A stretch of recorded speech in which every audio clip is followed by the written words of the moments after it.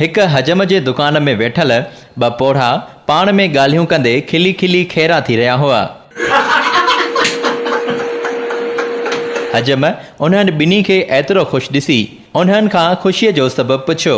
उन्हनि ॿिनि मां हिकु पोढ़े पंहिंजनि टहकनि खे रोकींदे चयो, असां मुल्क जा मसइला हल करण जे लाइ हिकु शानदार मनसूबो ठाहियो आहे। उहो ही त समूरी क़ौम खे जेल में विधो वञे ऐं उन्हनि सां गॾु हिकु गॾह पिणु जेल में विधो वञे। हजम हैरत मां ॿिन्ही खे ॾिठो ऐं चयो, इहो सभु त सही आहे, पर इन्हनि सभिनी सां गॾु गॾह खे छो क़ैद कयो वञे? ॿिन्ही पोढ़नि वॾा टहक ॾींदे हिक ॿिए खे ॾिठो ऐं हिकु पोढ़े ॿिए खे चयो त रहीमो ॾिठई न, यकीन अची वई न मुंहिंजी ॻाल्हि जो।